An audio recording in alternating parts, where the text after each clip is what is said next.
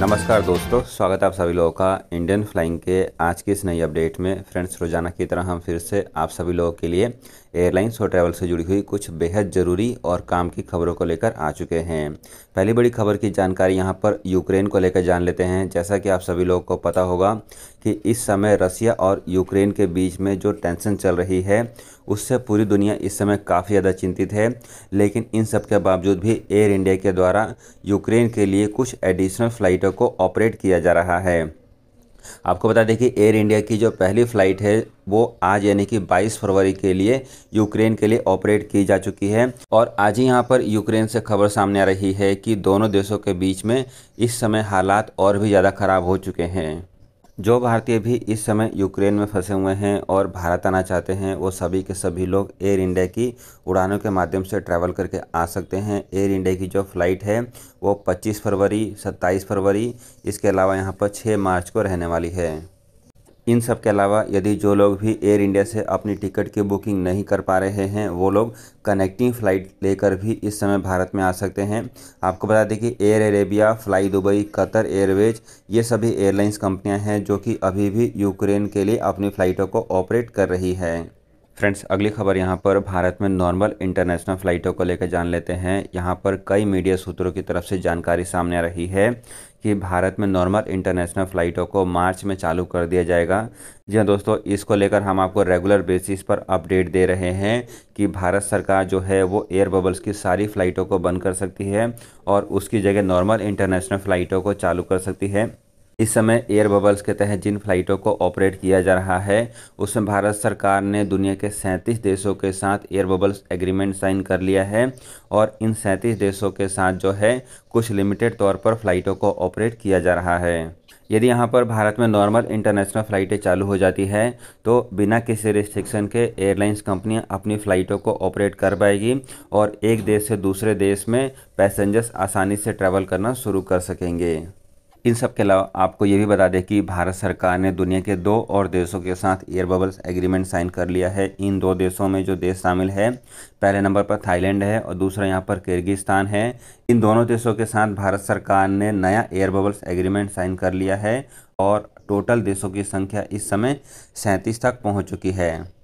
अगली खबर यहाँ पर आईटा को लेकर जान लेते हैं। सो फ्रेंड्स, यहाँ पर आईटा की तरफ से ट्वीट करके इस बात की जानकारी दी जा रही है दुनिया के कई सारे देश हैं जो कि अपने इंटरनेशनल बॉर्डर को सभी लोगों के लिए ओपन कर सकते हैं।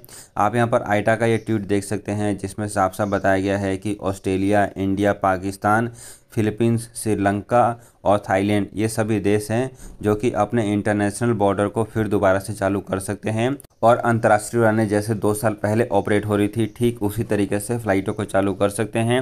यहाँ पर आईटा ने अपने ट्वीट में बोला है कि पिछले 2 सालों से हमने कोरोना वायरस को अच्छी तरीके से समझ लिया है और हम इस कोरोना वायरस को अब आसानी से हैंडल कर सकते हैं और दुनिया के सभी देशों को चाहिए कि वो अपने इंटरनेशनल बॉर्डर को अब सभी लोगों के लिए ओपन कर दें। फ्रेंड्स, अगली खबर यहाँ पर भारत की रीजनल एयरलाइंस कंपनी ट्रूजेट से सामने आ रही है। ट्रूजेट ने यहाँ पर अपने ट्विटर हैंडल अकाउंट से ट्वीट करके इस बात की जानकारी दी है कि वो 23 फरवरी से अपने ऑपरेशन को फिर दोबारा से चालू कर रहे हैं। यानी कि ट्रूजेट एयरलाइंस कंपनी अपनी फ़्लाइटों को फिर दोबारा से चालू कर रही है। आप यहाँ पर ट्रूजेट की तरफ से जो ट्वीट किया गया है वो देख सकते हैं। यहाँ पर ट्रूजेट के द्वारा इन सभी लोकेशंस के लिए अपनी फ़्लाइटों को ऑपरेट किया जा रहा है। फ्रेंड्स, एक और बड़ी खबर यहाँ पर श्रीलंका से सामने रही है। श्रीलंका में अब इंटरनेशनल फ़्लाइटों को 31 मार्च से चालू किया जा रहा है। जी दोस्तों, यहाँ पर अभी तक श्रीलंका के लिए जो फ़्लाइटें थी वो काफ़ी लिमिटेड तौर पर ऑपरेट हो रही थी और 31 मार्च से अब श्रीलंका में जो है और भी इंटरनेशनल फ़्लाइटों को चालू किया जा रहा है। आपको बता दें कि यहाँ पर श्रीलंका की एयरलाइंस कंपनी कोयम्बटूर के लिए अपनी फ़्लाइटों को चालू कर रही है। इस समय श्रीलंका की एयरलाइंस कंपनी केवल शारजाह और सिंगापुर के लिए ही अपनी फ़्लाइटों को ऑपरेट कर रही है। फ्रेंड्स, एक और बड़ी खबर यहाँ पर इजराइल को लेकर सामने आ रही है। जो लोग भी इजराइल के लिए ट्रैवल करना चाहते हैं उनके लिए काफ़ी अच्छी खबर है कि इजराइल की गवर्नमेंट अब अनवैक्सीनेटेड लोगों को भी इजराइल में आने की अनुमति दे रही है। लेकिन उनके लिए ज़रूरी नियम यह है कि उनके पास कोरोना वायरस का नेगेटिव रिपोर्ट होना चाहिए। जैसे कि फ़्लाइट में बैठने से पहले भी उनके पास नेगेटिव कोविड टेस्ट होना ज़रूरी है और फ्लाइट से उतरने के बाद भी यानी कि इजराइल में जाने के बाद भी उनको कोरोना वायरस का टेस्ट कराना पड़ेगा। जाएगा। इसके साथ साथ इजराइल की गवर्नमेंट ने यह भी बोला है कि जो लोग भी इजराइल के नागरिक हैं और वो लोग यदि फुली वैक्सीनेटेड होते हैं तो उनको यहाँ पर फ्लाइट में बैठने से पहले कोरोना वायरस का टेस्ट नहीं कराना पड़ेगा। आपको बता दें कि इजराइल की गवर्नमेंट की तरफ से यह नया नियम 1 मार्च से लागू कर दिया जाएगा। फ्रेंड्स, अगली अपडेट यहाँ पर हांगकांग से सामने आ रही है। हांगकांग की गवर्नमेंट के द्वारा यहाँ पर एयरलाइंस कंपनियों के लिए अभी भी रिस्ट्रिक्शन लागू है। आ रही रिपोर्ट के अनुसार हांगकांग की गवर्नमेंट ने सिंगापुर की एयरलाइंस कंपनी स्कूट एयरलाइंस की सभी उड़ानों के ऊपर पाबंदी लगा दी है। इसके साथ साथ यहाँ पर KLM एयरलाइंस कंपनी के ऊपर भी अब पाबंदी लगाई जा चुकी है। यहाँ पर आपको बता दें कि हांगकांग की गवर्नमेंट के द्वारा एयर इंडिया की फ़्लाइटों के ऊपर पाबंदी काफ़ी लंबे समय से चल रही है और इस समय एयर इंडिया की कोई भी फ़्लाइट जो है हांगकांग के लिए ऑपरेट नहीं हो पा रही है। फ्रेंड्स, यहाँ पर जहाँ दुनिया के दूसरे देश अपने इंटरनेशनल बॉर्डर के अब नियमों को आसान कर रहे हैं, वहाँ पर ट्रैवल करना आसान हो रहा है, वहीं यहाँ पर हांगकांग और चाइना जैसे देश हैं जिन्होंने अभी तक अपने ट्रैवल नियमों में कोई भी बदलाव नहीं किया है और वहाँ पर ट्रैवल करना अभी भी काफ़ी ज़्यादा मुश्किल है। फ्रेंड्स, अगली अपडेट यहाँ पर भारत में टूरिज्म सेक्टर को लेकर सामने आ रही है। भारत में टूरिज्म सेक्टर को फिर दोबारा से बढ़ाने के लिए इस समय भारत के कई सारे राज्यों की तरफ से तैयारियां शुरू की जा चुकी है। जी हाँ दोस्तों, यहाँ पर केरला, गुजरात और भी भारत के कई सारे राज्य हैं जो कि अपनी तरफ से कोशिशें कर रहे हैं कि वहाँ पर टूरिज्म फिर दोबारा से पहले की तरह आना शुरू हो जाए। यहाँ पर गुजरात की गवर्नमेंट की तरफ से बताया गया है कि उनका साल 2019 में टूरिज्म सेक्टर से बिजनेस 400 करोड़ रुपए का था और यहाँ पर उनको उम्मीद है कि भारत सरकार यदि नॉर्मल इंटरनेशनल फ़्लाइटों को चालू करती है तो उनके इस टूरिज्म सेक्टर में 40% की रिकवरी आ सकती है।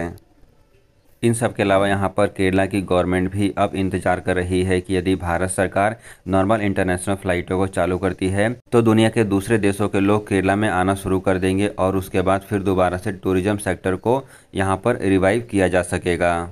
आपको बताना चाहेंगे कि इस समय भारत में जितनी भी इंटरनेशनल फ़्लाइटों से लोग ट्रैवल करके आ रहे हैं, भारत सरकार ने अब होम क्वारंटीन या फिर इंस्टीट्यूशनल क्वारंटीन इन सभी नियमों को ख़त्म कर दिया है। ऐसे सभी लोग जो लोग भी फुली वैक्सीनेटेड हैं और यदि वो भारत में ट्रैवल करके आना चाहते हैं तो उनको अब कोई भी यहाँ पर रिस्ट्रिक्शन नहीं है। उनको केवल अपना वैक्सीन प्रूफ साथ में लेकर आना ज़रूरी है और यहाँ तक कि भारत में आने के बाद उनका कोरोना वायरस का टेस्ट भी नहीं किया जाएगा। फ्रेंड्स, अगली अपडेट यहाँ पर भारत के civil aviation minister Jyotiraditya Scindia की तरफ से जान लेते हैं।